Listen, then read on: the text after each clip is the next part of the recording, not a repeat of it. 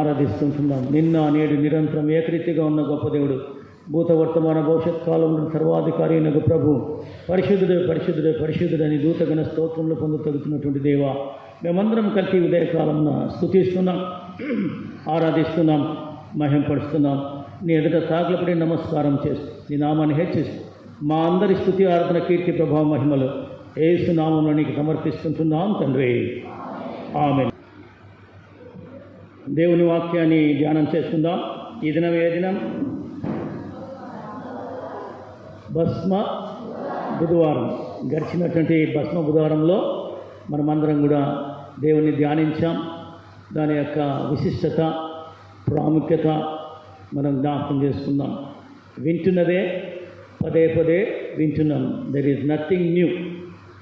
కొత్తదంటూ నూతనమంటూ ఏమీ లేదు కదా. The good old story ringing from 2000 years on and on. 2000 సంవత్సరాలకు పూర్వం జరిగినటువంటి అంశాలను పదే పదే మనము జ్ఞాపకం చేసుకుంటున్నాం, మననం చేసుకుంటున్నాం. కనుక ఈ దినము లెంట్ అంటే చిగుర్చుట, వసంతకాలం. స్ప్రింగ్ అంటే వసంతకాలం, ఆకులు రాలి ఆకులు పొడిగేటువంటి సమయం. అంటే మోడువారిన జీవితాలకు తిరుగా జీవాన్ని ఇవ్వటం, శోభను అలంకరించడం కదా. ఎండిపోతే ఎలా ఉంటుంది? చూడ్డానికి అంత ఇంపుగా ఉండదు. అందుకని ఇంగ్లీష్లో ఒక సేయింగ్ ఉంటుంది, గ్రీన్ గ్రాస్ కార్పెటెడ్ ద గ్రౌండ్ అని. అంటే చక్కటి గడ్డి, పచ్చగడ్డి తివాచిలాగా భూమి అంతా వ్యాపించింది. చూడ్డానికి ఎట్లుంటుంది? పచ్చగా ఉంటే ఆనందంగా ఉంటుంది కదా. పచ్చదనము, గ్రీన్, లైఫ్, జీవానికి సాదృశ్యంగా మనం చూడగలం. కనుక పిల్లరా, ఎండినటువంటి జీవితాలు మనమందరం కూడా ప్రతిదినము దేవుణ్ణి ధ్యానం చేస్తూ ఉండాలి. అందుకని ఈ 40 రోజులు మనం ధ్యానం. 40 రోజులు మాత్రమేనా? జీవితాంతం, మరణ పర్యంతం. యేసు ప్రభుని ఎంతవరకు నమ్ముకుంటామంటే ఏం చెప్తాం? జీవితాంతం, మరణ పర్యంతం నమ్ముకొని కొనసాగుతున్నామా, మధ్యలో విడిచిపెట్టామా? అది మనం ఆలోచించవలసినటువంటి అంశం. అయితే 40 రోజులు అనేటువంటి అంశాన్ని మనం గమనించినట్టయితే 40 రోజులకు ఒక ప్రాముఖ్యత, బైబిల్లో ఉన్నటువంటి ప్రాముఖ్యత ఏంటంటే ప్యూరిఫికేషన్. అది శుద్ధీకరణ. ఇట్లా ట్రయల్, అది శ్రమతో కూడినటువంటి ఒక అంశాన్ని మనకు తెలియచేస్తున్నటువంటి కదా. ఇశ్రాయేల్ జనాంగం అంతా ఎన్ని రోజులు నడిచారు? 40 రోజుల 40 ఏండ్ల 40 సంవత్సరాలు, 40 వత్సరాలు. కనుక 40 ఏళ్ళు అడవిలో ఉన్నారు. యేసు ప్రభు వారు ఎన్ని రోజులు ఉపవాసం ఉండి అరణ్యంలో ఉన్నారు? 40 రోజులు ఉన్నారు. గొల్లియాతు ఇశ్రాయేల్ జనాంగాన్ని ఎదిరిస్తూ ఎన్ని రోజులు మాట్లాడాడు? ధిక్కరించాడు, అహంకరించాడు, హూంకరించాడు. ఎన్ని రోజులు? ఎన్ని రోజులు?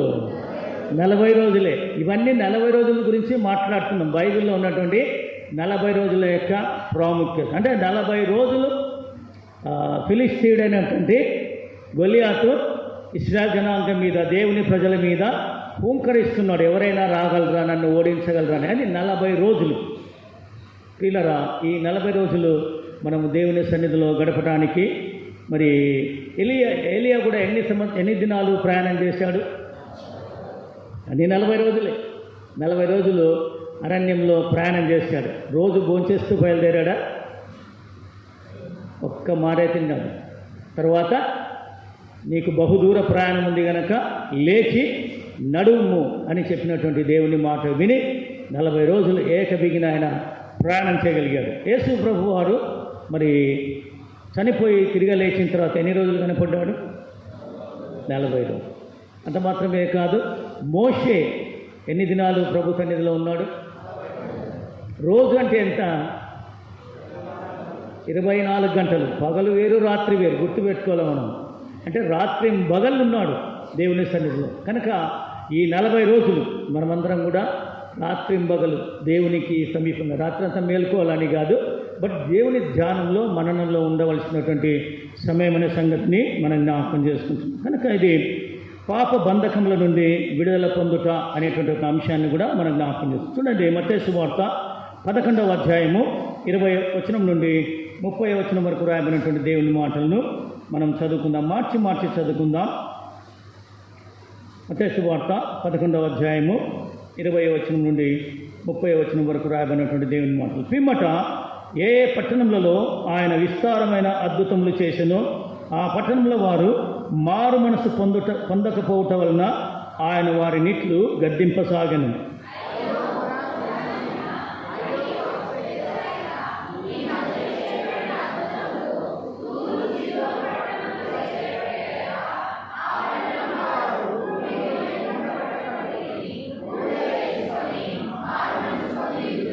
విమర్శన దినమందు మీ గతి కంటే తూరు సీదోను పట్టణంలో వారి గతి ఓర్వ తగినదై ఇండునని మీతో చెప్పుచున్నాను. ఆకాశం మట్టునకు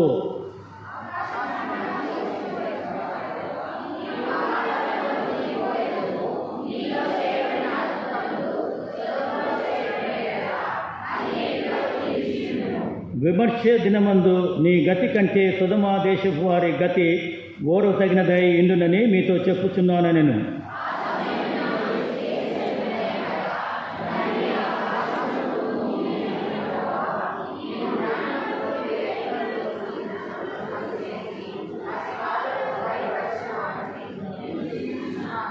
అవును తండ్రి, ఈలాగు చేయుట నీ దృష్టికి అనుకూలమాయను.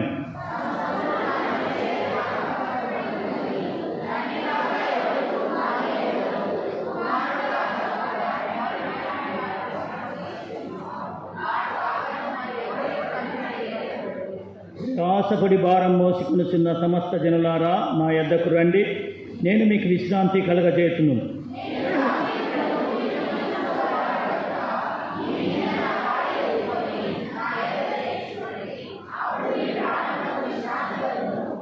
అందరం కలిసి 30వ వచనం చదువుకుందాం.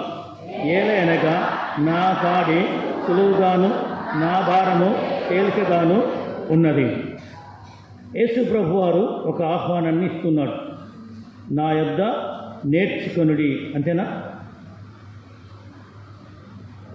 మీ మీద నా కాడి ఎత్తుకొని నా యొద్ద నేర్చుకొనుడి. 29వ వచనంలో మత్తయి సువార్త 11వ అధ్యాయం 29వ వచనం. నా యొద్ద నేర్చుకోండి. లెర్న్ ఆఫ్ మీ అంటే I'm the teacher, I'm the unique teacher, I'm the only one teacher. నేను ఒక్కడనే బోధకుడను, ఏ బోధకుడు లేడు. పరలోకం నుండి దిగి వచ్చినటువంటి సద్బోధకుడు కదా, ధర్మశాస్త్రోపదేశకుడు అయినటువంటి నికోదేము యేసు ప్రభువాన్ని ఏమని సంబోధిస్తాడు? యోహాను సువార్త 3వ అధ్యాయంలో ఏమని సంబోధిస్తాడు? అయ్యో, మా దేవుని వాక్యం చదవండి అమ్మా. సద్బోధకుడా ఏమన్నాడు? అదేనా? సత్పురుషుడా అన్నాడా? బైబిల్ చదవకుండా ఏం చేస్తున్నాం మనం?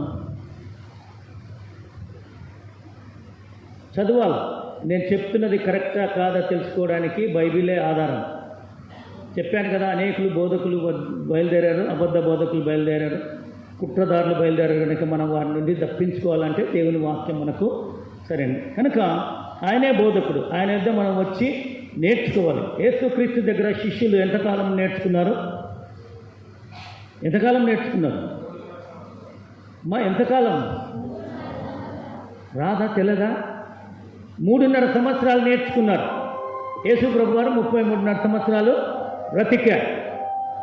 30 సంవత్సరాలు యూదులు వయసు వచ్చేదాకా ఏ పని కూడా చేయనటువంటి వారు. కనుక 30 ఏళ్ళ తర్వాత యాజక పరిచర్యలోకి, దేవుని పరిచర్యలోకి ప్రభువైన యేసుక్రీస్తు వారు ప్రవేశించినట్టుగా మనం ఇక్కడ గమనిస్తాం. 3.5 సంవత్సరాలు పరిచర్య చేశాడు. నా యొద్ద వచ్చి నేర్చుకొనుడి అని చెప్పినటువంటి. అయితే 20వ వచనంలో చూసినటువంటి మాట గమనించినట్టయితే, ఏ పట్టణములలో ఆయన విస్తారమైన అద్భుతములు చేసినో ఆ పట్టణంలో వారు మారు మనసు పొందకపోవటం వలన ఆయన వారినిట్లు గద్దింపసాగను. అయ్యో కొరాజీనా, అయ్యో బెత్సాయిదా, మీ మధ్యన చేయబడిన అద్భుతంలో తూరు సీదోను పట్టణంలో చేయబడిన ఎడల ఆ పట్టణంలో వారు పూర్వమే గోనె పట్ట కట్టుకొని బూడిద వేసుకొని మారు మనసు పొందిందురు. కనుక బూడిదే గోనె పట్ట అంటే ఎవరు గుర్తు రావాలి మనకు? యోబు గుర్తు రావాలి కదా. ఇంకెవరు గుర్తు రావాలి? ఇంకెవరు గుర్తు రావాలి? నినివే పట్టణస్థులు రాదు. యోనా కాదు. యోనా బూడిద వేసుకోలేదు. యోనా బోధించాడు, ప్రవక్తగా వెళ్ళి ప్రకటించాడు. కానీ నినివే పట్టణస్థులు పశువులతో సహా, రాజు సహా, ప్రజలందరూ సహా గోనె పట్ట కట్టుకొని బూడిద పూసుకొని ఉపవాసం ఉన్నారు. అంటే ఏంటి? పరితపించటానికి, పశ్చాత్తాపడడానికి సాదృశ్యంగా ఉంటుంది. ఎందుకు అంటే మీరు పాపంలో ఉంటే నశించిపోతారు, నరకానికి వెళ్తారు. అంటే మీరు మారు మనసు పొందాలి, పశ్చాత్తాపం పొందాలి, పరివర్తన చెందాలి, ప్రభువును ఎరగాలి, ప్రభువుతో నడవాలి. అదే ఈ లెంట్ యొక్క ఉద్దేశం. అంటే మీరు ఎండిపోయారు, వాడిపోయారు, ఉపయోగం లేదు, నిరుపయోగంగా ఉన్నారు. యాష్ బూడిద ఏమైనా ఉపయోగపడుతుందా? ఒకప్పుడు అంట్లు దోమడానికి వాడుకున్నారు, అవునా? అంటే చాలామందికి తెలియకపోవచ్చు, కానీ పాతకాలం వాళ్ళు తోముతున్నారా ఇప్పుడు కూడా? లేదు. రైట్. కనుక దాన్ని బూడిద దేనికి వాడేవారంటే అంటు, అంటే ఇది ఇప్పుడు నిరుపయోగం. మనకు స్త్రీలరా జ్ఞాపకం చేసుకుందాం. అంటే బూడిద వాడినారు కదా సార్, ఉపయోగమే కాదు. బూడిద అనేది నిరుపయోగం, ఎందుకు పనికిరాదు. కనుక మన జీవితం ఎటువంటిది అంటే నీవు మన్నే గనక, నువ్వు బూడిదే గనక తిరిగి బూడిదే కదా. ఈ దినాల్లో అమెరికా దేశంలో కాలుస్తూ ఉన్నారు, సమాధులకు స్థలాలు లేక కాల్చి బూడిద ఇస్తారు. ఒక మా కజిన్ బ్రదరు అమెరికా దేశంలోకి వెళ్ళాడు, కొంతకాలం ఉన్నాడు, చనిపోయినాడు. అక్కడే ఆయనను కాల్చి బూడిద తెచ్చారు, ఒక 5 బాక్సుల్లో బూడిదే పాతి పెట్టారు. కనుక వీళ్ళరా పశ్చాత్తాపడాలి. పడుతున్నామా? పరివర్తన చెందుతున్నామా? ఎన్ని లెంట్ సీజన్లు మన జీవితంలో దొరికిపోయాయి, ఎన్ని భస్మ బుధవారాలు దాటిపోతున్నాయి. అయినా మనలో మారు మనసు కలగడం లేదా? పశ్చాత్తాపం కలగడం లేదా? చూడండి, మరి ఆదికాండం 18వ అధ్యాయం 27వ వచనంలో అబ్రహాము దేవుని దగ్గర విజ్ఞాపన చేస్తూ చెప్తున్నటువంటి మాట. అందుకు అబ్రహాము, ఇదిగో ధూళియు బూడిదయునైనా నేను ప్రభుతో మాటలాడ తెగించుచున్నాను. అంటే సబ్మిసివ్నెస్ ఆఫ్ అబ్రహాం.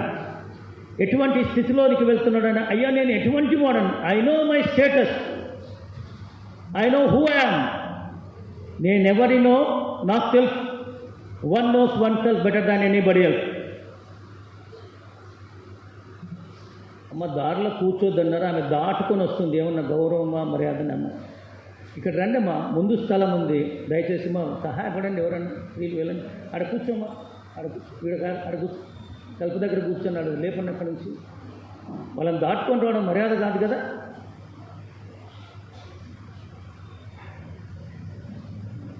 మనం వచ్చింది దేవుని మందిరంలో ఉండడానికి, ఆరాధించడానికి, స్తుతించడానికి. తలుపుల దగ్గర, కిటికీల దగ్గర, కిటికీలో ఉన్నటువంటి ఐతుకు ఏమైనాడు, నిద్రావస్థలో ఉండి కింద పడి చచ్చిపోయినాడు. కనుక వద్దు, రండి, లోన స్థలం ఉంది, హాయిగా కూర్చుని వినండి. కనుక బూడిదనైన నేను పశ్చాత్తాపం, ప్రభువా నేను ఎటువంటి వాడనంటే నిరుపయోగం, ఏమీ లేదు, నాలో గొప్పతనం ఏమి లేదు. కనుక అటువంటి వాడనైనా నన్ను అనేటువంటి మాట, నేను పదే పదే నీ సన్నిధిలో వేడుకుంటాను, అడుగుతున్నాను. ఎవరి కొరకు అడుగుతా ఉన్నాడు? ఎవరి కొరకు?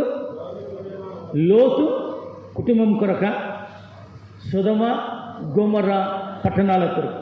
అంటే దాని వెనక ఎవరుంటారు? లోతు ఉంటాడు కదా. అక్కడ ఎవరున్నారని అడిగాడు? లోతు ఉన్నాడు. లోతుతో పాటు ఆ పట్టణాలన్నింటిని కూడా కాపాడాలి, ఆ ప్రజలను కాపాడాలనేటువంటి ఉద్దేశంతో దేవుణ్ణి వేడుకుంటున్నట్టుగా మనం గమనిస్తాం. కనుక పిల్లరా, మనం ఫలించాలి, అభివృద్ధి చెందాలి, 3 వార జీవితాలు. కనుక వారందరూ కూడా నశించిపోతున్నారు. నశించిపోవడం దేవునికి ఇష్టం కాదు. మనం వారి కొరకు వేడుకోవాల్సినటువంటి సమయం కూడా ఆసనమైంది. కనుక అయ్యో కొరాజీనా, అయ్యో బెత్సాయిదా, మీ మధ్య చేయబడినటువంటి అద్భుతాలు, మన దేవుడు మన మధ్యలో ఎన్నో అద్భుతాలు చేశాడు కదా. ఆయన మానవుడిగా మన మధ్యలో జీవించినప్పుడు, ఆ దినాల్లో ఉన్నప్పుడు ఎన్ని అద్భుతాలు, ఎంతమందికి స్వస్థతనిచ్చాడు, గుడ్డివారిని బాగు చేశాడు, కుష్ఠరోగులను ఆహారం లేని వారికి ఆహారం. అద్భుతము అంటే బియాండ్ అవర్ హ్యూమన్ ఇమాజినేషన్, మానవ జ్ఞానానికి అందనటువంటిది అద్భుతము అంటే కదా. కడుపు నొప్పి కాలు నొప్పి తగ్గడం కాదు, కాలు లేనివాడు లేచి నడవడం అనేటువంటిది మహా అద్భుతం కదా. గుడ్డివాడు, పుట్టుగుడ్డివాడు చూడడం అనేటువంటిది అద్భుతం. కనుక దేవుడు అద్భుతాలు చేశాడు. అయినప్పటికీ కూడా వారు కఠినస్తులుగా ఉంటున్నారు. దేవుణ్ణి ఎరగలేనటువంటి వారుగా, ఎరగని వారుగా, గ్రహించలేనటువంటి వారుగా ఉన్నారన్న సంగతిని మనకి ఇక్కడ జ్ఞాపకం చేస్తున్నాం. చూడండి, జకర్యా గ్రంథము 3వ అధ్యాయం 8వ వచనం చూడండి. జకర్యా గ్రంథము 3వ అధ్యాయం 8వ వచనం తీస్తే చదవండి ఎవరైనా.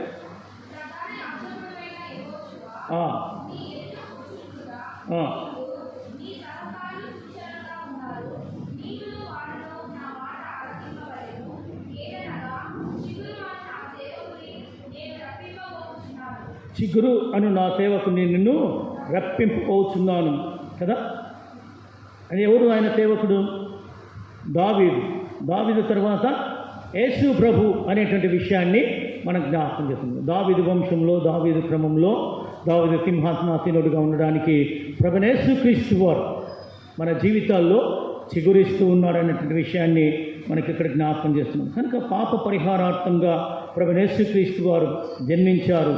మన దౌర్భాగ్య జీవితాన్ని, నాశనకరమైన జీవితాన్ని మార్చగలగటానికి దేవుడు ప్రభువైన యేసుక్రీస్తు వారు మన కొరకు ప్రయాసపడ్డారు అనే అంశాన్ని మనం జ్ఞాపకం చేస్తున్నాం. చూడండి, 61వ అధ్యాయం యెషయా గ్రంథము 3వ వచనంలో వ్రాయబడినటువంటి మాట. యెషయా గ్రంథము 61వ అధ్యాయం 3వ వచనం.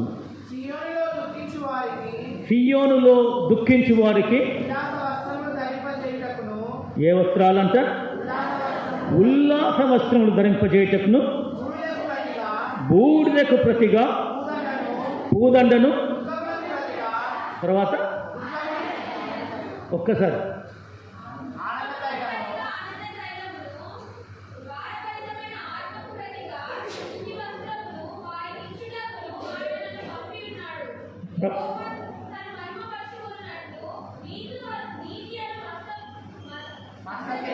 మస్తకే వృక్షం.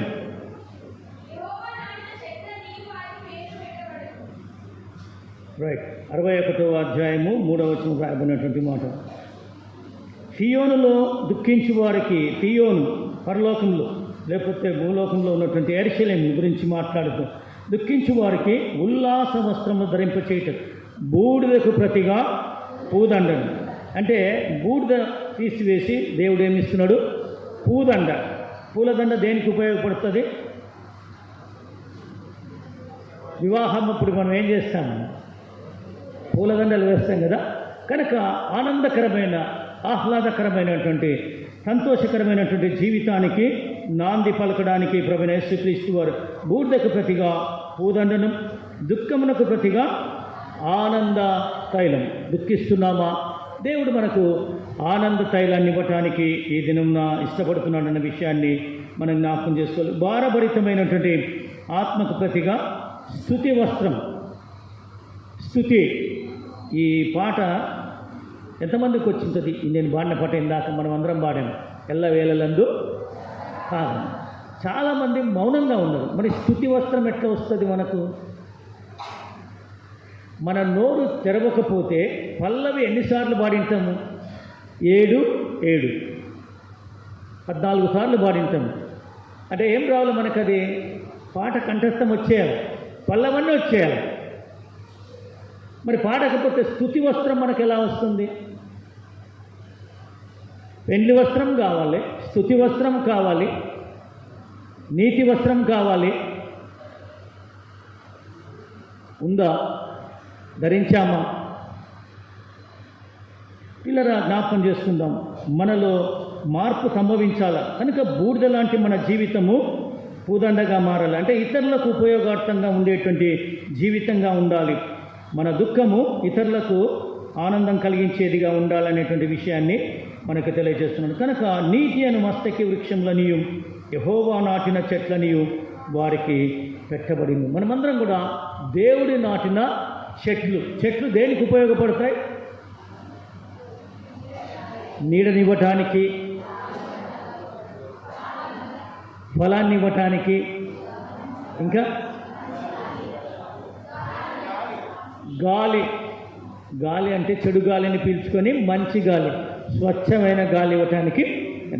మన జీవితాలు ఎలా ఉండాలని దేవుడు ఆశపడుతున్నాడు? ఎండిన జీవితాలు, మోడువారిన జీవితాలు ఫలించాలని, ఇతరులకు. అంటే మరి అశోకుడు చెట్లు నాటను అంటాడు. ఎందుకు నాటాడంటే ఆయన నీడ ఉండడానికి, ప్రయాణం చేసేటువంటి వారు నీడ ఉండడానికి అని చెప్తాం, మనం చదువుకుంటాం.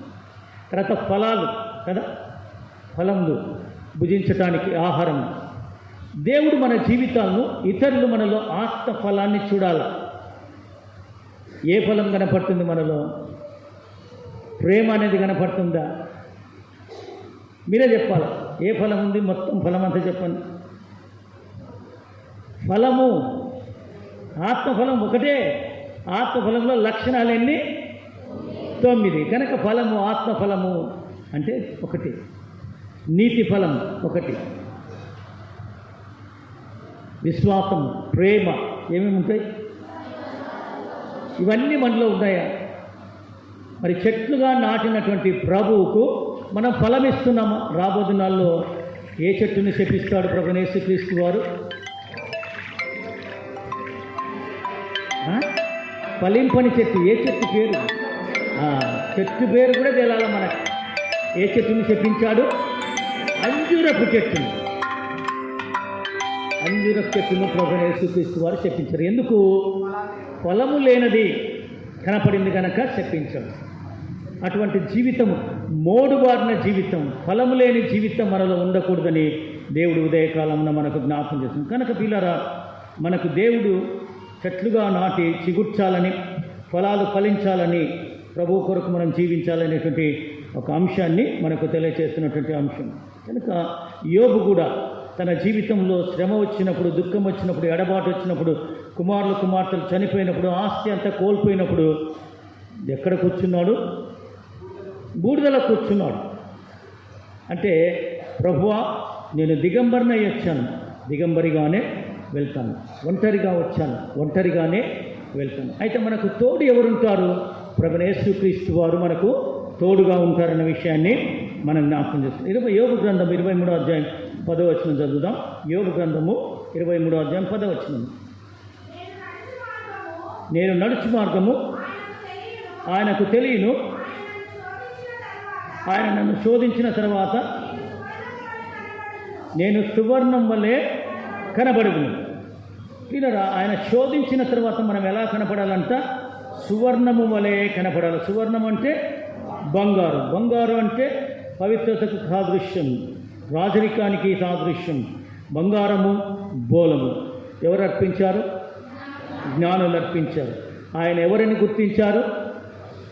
ఆయన రాజును గుర్తించారు, అందుకనే బంగారం ఇచ్చారు. కనుక ఆయనకు మనం అందరం కూడా ఆయన కుమారులుగా, రాజకుమారులుగా ఉండాలని దేవుడి లోకంలో మనల్ని ఏర్పాటు చేసినటువంటి దేవుడు. కనుక పిల్లరా, ప్రభువు మనల్ని బంగారం వలె ఈ లోకంలో ఆయన కొరకు జీవించాలని, రాజ్యం పరిపాలించాలని, రాజులుగా ఉండాలని. అందుకని పేతృభక్తుడు ఏమంటాడు? మనల్ని రాజులైన యాజక సమూహం. మనం రాజులము, రాజాదిరాజు యొక్క ప్రభు పిల్లలం కనుక మనం రాజులమే. అయితే నీతి న్యాయములు కలిగి పరిపాలించే రాజుకు మనమందరం కూడా బిడ్డలంగా ఉంటున్నాం. మనలో కూడా నీతి న్యాయం ఉండాలనేటువంటి విషయాన్ని మనకి ఇక్కడ జ్ఞాపకం చేస్తుంది. కనుక పిల్లల మోడుబారినటువంటి జీవితాలు, ఇంకా చిగుర్చినటువంటి జీవితాలు, పాపక్షమాపణ పశ్చాత్తాపం పొందినటువంటి జీవితాలు ఎవరైనా ఇంకా ఉంటే దేవుడు ఉదయకాలంన మనతో మాట్లాడుకుంటుండగా మనమందరం కూడా మన హృదయాలను పరీక్షించుకుందాం. చివరిగా ఇర్మియా గ్రంథము 23వ అధ్యాయము 5, 6 వచనాలు చదువుదాం. ఇర్మియా గ్రంథము 23వ అధ్యాయము 5, 6 వచనాలు. యెహోవా ఈలాగు ఆజ్ఞయించుచున్నాడు, రాబో దినములలో నేను దావీదునకు నీతి చిగురును పుట్టించెదను, అతడు రాజై పరిపాలన చేయును, అతడు వివేకముగా నడుచుకొనుచు కార్యము జరిగించును, భూమి మీద నీతి న్యాయములను జరిగించును, అతని దినములలో యూదా రక్షణ నందును, ఇశ్రాయేలు నిర్భయంగా నివసించును. యెహోవా మనకు నీతి అని అతనికి పేరు పెట్టుదురు. పిల్లరా ఎలా ఉంటారంట? యూదా వారు రక్షణ నందుదురు, ఇశ్రాయేలు వారు నిర్భయంగా నివసించు. భయపడకము అని అభయం ఇచ్చినటువంటిది ప్రభువైన యేసుక్రీస్తు వారే. భయపడకము, నేను లోకమును జయించినాను, భయపడకము, ఇదిగో నేను సదాకాలము నీతో కూడా ఉన్నానని చెప్పినటువంటిది. కనుక వీళ్ళరా రక్షణ పొందాలి. అంత మాత్రమే కాదు, నిర్భయంగా మనము జీవించాలి. నీతి అనే చిగురు మనమంతరం కూడా నీతిమంతులంగా తీర్చబడాలని ప్రభువైన యేసుక్రీస్తు వారు మన కొరకు శ్రమపడ్డారనే విషయాన్ని మనం జ్ఞాపకం చేసుకుంటూ ఈ 40 రోజులు ప్రభు సన్నిధిలో మనం గడుపుదాం. ప్రతిదినం కూడా ప్రార్థన చేసుకుంటూ వద్దాం. ప్రభువా నాతో మాట్లాడు అని ప్రార్థన చేసుకుందాం. దేవుని వాక్యాన్ని క్రమంగా చదువుదాం. దేవునికి సమీపంగా జీవిద్దాం. తద్వారా దేవుని మహింపరచుదాం. మన జీవితాల్ని ఆత్మీయంగా ప్రభువులో కట్టుకుంటూ ప్రభు చిత్తాన్ని, ప్రభు ఉద్దేశాన్ని నెరవేర్చడానికి ప్రభు తన కృపను మనకు అనుగ్రహించి నడిపించి జీవించి ఆశీర్వదించునుగాక. దేవుడి మాటలు మన వెనుకల్లో ఆశీర్వదించునుగాక. తలలు వంచుదాం, ప్రార్థన చేసుకుందాం. మనల్ని మనం పరీక్షించుకుందాం. ఎండినటువంటి, మోడువాడినటువంటి, నిరీక్షణ లేనటువంటి, అవిధేయత కలిగినటువంటి జీవితం, వీటన్నిటినీ ప్రభు చూస్తుండగా ఆయన పాద సన్నిధిలో మన జీవితాన్ని ఉంచుదాం. ఆయనకు మనం సమర్పించుకుందాం, ఫలించుదాం, చిగురిద్దాం. ఈ 40 రోజులు ప్రభువును మరి ఎక్కువగా దేవుని వాక్యం చదవడం ద్వారా, వినడం ద్వారా నేర్చుకుందాం. ప్రేమ నమ్మకాలను గొప్ప దేవ, దయామయుడ, సర్వకృపానిధికి దేవా, నీ పాదాలకు వందనాలు, కృతజ్ఞతాస్తుతులు చెల్లిస్తూ ఉంటున్నాం. ఎండిన, మోడుబారిన మా తండ్రి నిరుపయోగమైనటువంటి మా జీవితాలను చిగురింపచేసి మాకు ఒక విలువను ఆపాదించినటువంటి దేవ, రక్షణను మాకు అనుగ్రహించి ఆయన నీతిమంతులుగా మమ్మల్ని తీర్చి నీతి రాజ్యానికి, నిత్య రాజ్యానికి మమ్మల్ని వారసులుగా చేసినటువంటి దేవ, నీవు చేసిన శిలువ బలియాగాన్ని నేటి నుంచి మేము జ్ఞాపకం చేసుకుంటుండగా నీకు సమీపంగా జీవించడానికి, నీ చిత్తాన్ని, నీ ఉద్దేశాన్ని నెరవేర్చడానికి నీ కృపాని దీవెన కనికరం దయచేయమని ప్రార్థన చేస్తాం. కూడి వచ్చిన సంఘమంతటిని దీవించండి, ఆశీర్వదించండి. లోకంలోనికి వెళ్తుంటుండగా నీ సహాయం, నీ తోడు, నీ కనికరం దయచేయమని కృతజ్ఞతాస్తుతులు చెల్లిస్తూ యేసు ప్రభు దివ్యమైన శ్రేష్టమైన నామమున ప్రార్థించి ఘనపరిచి అడిగి వేడుకుంటున్నాం తండ్రి, ఆమేన్. పిల్లరా, మరి నేటి దినమున మనకు అల్పాహారం ఇచ్చినటువంటి వారు శ్రీమతి పి మధురమణి జార్జ్ రాజ్ గారు, అంటే రెవరెండ్ డాక్టర్ జార్జ్ రాజ్ గారి కుటుంబ సభ్యులు మనల్ని ప్రేమించి అల్పాహారం ఇచ్చింటున్నారు కనుక వారి నిమిత్తం మనం ప్రార్థన చేద్దాం. అదే రీతిగా ఈ సంఘ కార్యక్రమం చక్కగా జరిగినట్లు కూడా మనము ప్రార్థన చేద్దాం.